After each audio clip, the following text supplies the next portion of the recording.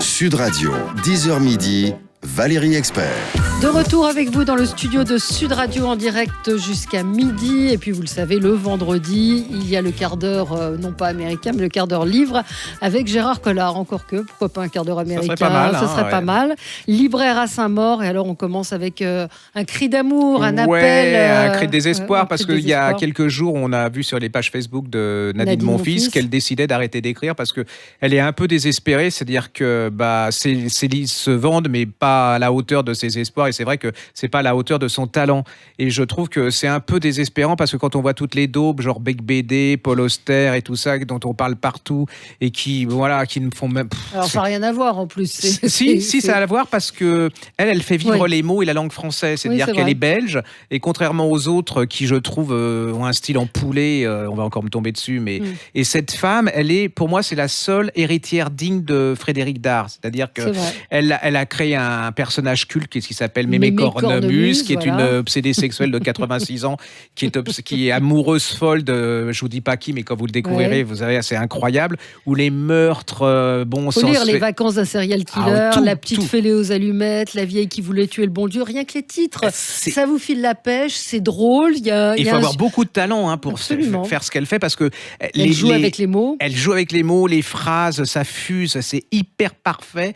Vous êtes là, des fois, vous riez de vous-même. Elle a des personnages incroyables. Alors là, elle vient de créer un nouveau personnage qui s'appelle Elvis Cadillac. Alors Elvis Cadillac, c'est le sosie de Elvis Presley, mais version Charleroi.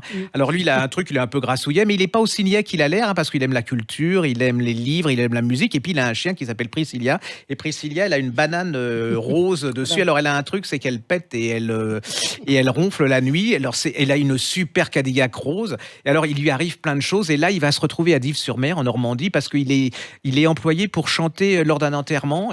Parce que lui, Elvis Cadillac, c'est le sosie officiel d'Elvis Presley. Ah oui.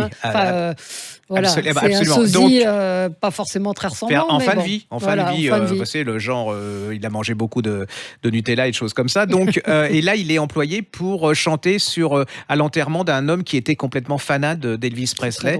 Le problème, c'est que il prend quelqu'un en stop et c'est l'homme qui est mort. Donc là, il commence à se dire « je suis fou, qu'est-ce qui se passe ?»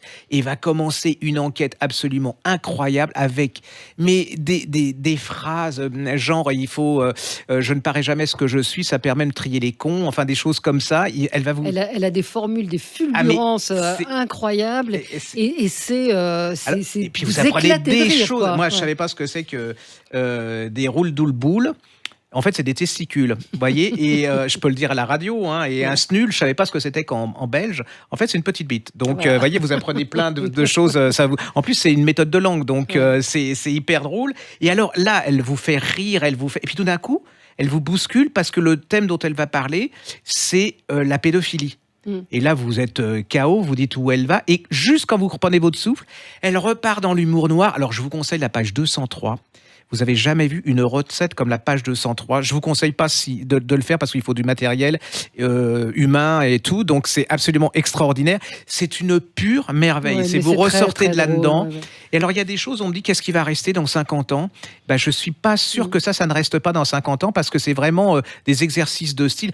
Moi, je suis pleine d'admiration. Et alors, moi, les libraires, elle me dit, je suis désespéré parce qu'il n'y a pas beaucoup de libraires qui me lisent, il n'y a pas beaucoup de libraires qui me vendent. Mais si vous êtes libraire, que vous n'avez pas le moral ou que vos clients n'ont pas le moral, vous leur donnez ça. Alors, c'est vrai qu'il faut accepter.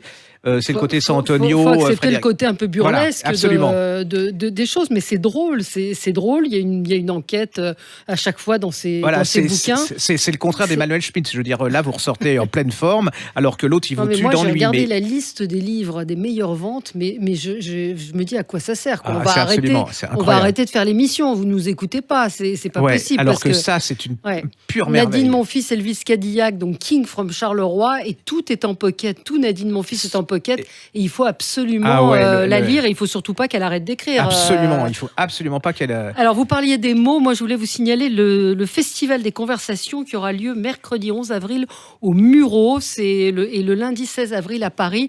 Et tout ça est assez formidable. C'est Guillaume Villemot qui est fondateur du Festival des conversations.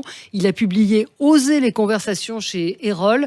Et c'est un petit livre dans lequel il observe, il analyse ce qu'est la conversation et en quoi échanger, discuter. Ça change beaucoup de choses oui, ça, c'est clair. dans la vie, dans l'intérêt qu'on porte aux autres, et qu'il faut prendre le temps d'écouter et d'échanger. Vraiment, je vous recommande ce petit livre, Oser les conversations, chez Erol. Et si vous êtes à Paris le 16 avril et au Muro, on mettra tout sur notre site internet. Ils viennent de faire paraître en poche un livre qu'on avait super défendu. Tu me vertiges, L'amour interdit de Maria Cazares et Albert Camus. C'est chez Passeur Poche. Florence Forsyth. Et alors, c'est l'histoire d'amour incroyable, de passion entre Camus et Maria Cazares. Alors, c'est vrai que les gens connaissent Camus, mais Maria Cazares, c'était une immense tragédienne, hyper connue à l'époque. Et puis, il va tomber amoureux. La scène de la déclaration d'amour sur le vélo était merveilleuse.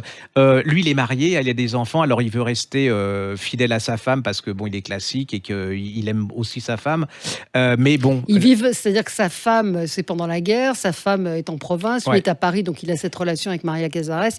Puis quand la guerre se termine, sa femme revient, il décide de rompre, mais c'est une histoire la passion, elle va revenir, et puis ils vont rester amoureux jusqu'à la mort de Camus.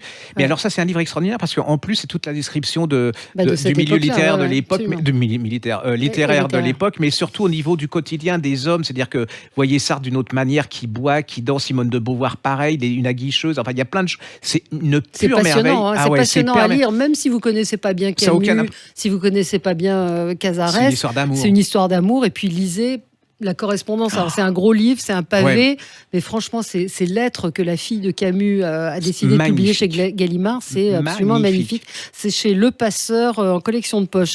Il y a ça qui vient de sortir. On avait adoré Miss Cyclone de Laurence Perrin. Alors, Laurence Perrin, c'est elle qui avait publié La drôle de vie de Zelda Zong et Anna. Et alors là, là aussi, si vous voulez, si vous aimez la lecture, si vous aimez lire, si vous avez envie d'avoir du plaisir, c'est ce qu'il faut lire. C'est une raconteuse histoire. Ouais, c'est ça. On est à Coney Island, aux États-Unis. Coney Island, c'est l'espèce de fête foraine qui est la plage qui est à côté de Brooklyn. C'est pas loin de Brooklyn. Et puis ça. C'est là où il y a plein de films qui se sont tournés avec cette fameuse roue, où il y a des Hitchcock, je crois, qui sont tournés là. Et puis c'est l'histoire de deux gosses qui sont de deux milieux différents. Deux copines. C'est la mort de John Lennon. C'est plein de choses. C'est absolument vivant, très chouette. Une fois que vous êtes dedans, vous lâchez pas. Et justement, je ne sais pas si nous avons encore le temps, mais elle vient de faire paraître L'aile des Vierges chez Calman Levy. Alors, oubliez la couverture de neuneux qui vous ont pondu. C'est-à-dire que moi, en tant que garçon, j'aurais jamais lu ça. Il y a une espèce de petite rose fanée. On se croirait à Barbara Cartland. Enfin, c'est une horreur.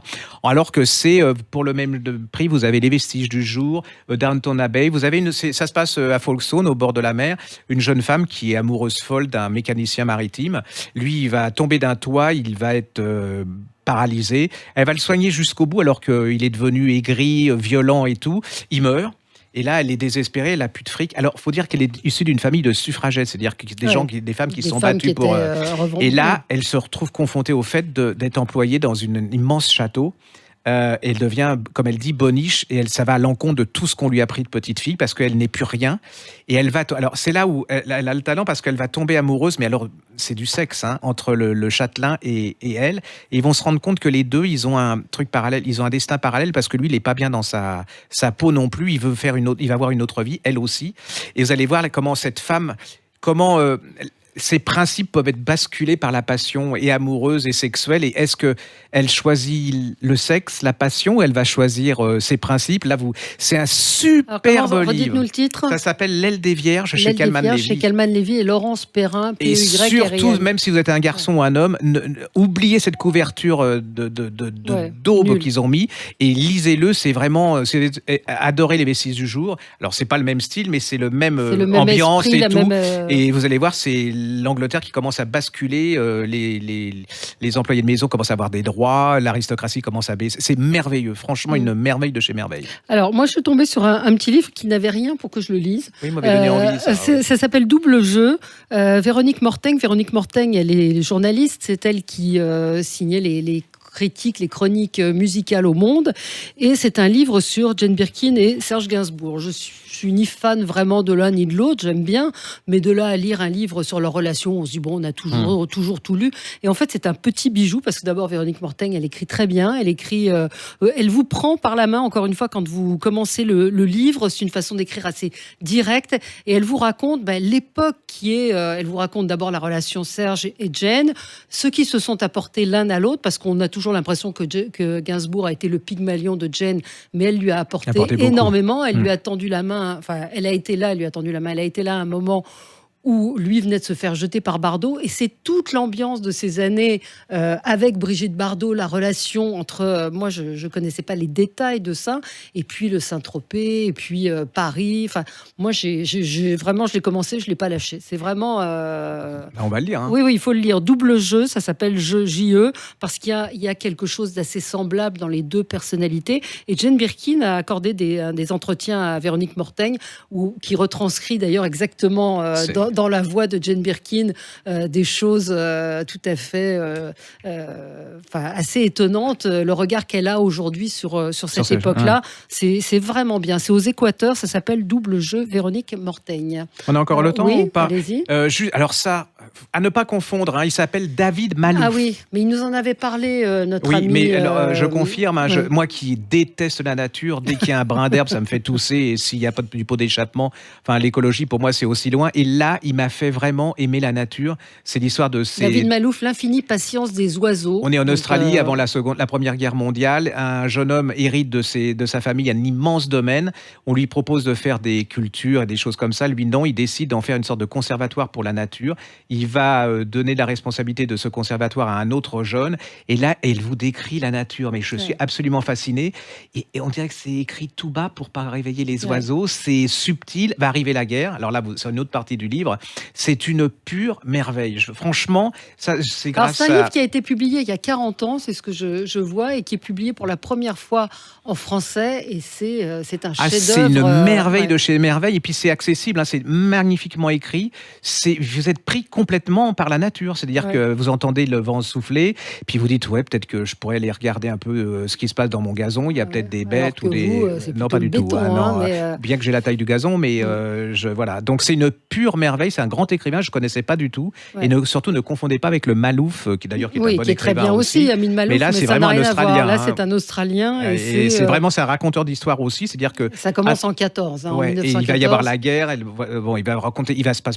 va se passer beaucoup de choses. C'est vraiment un très beau roman.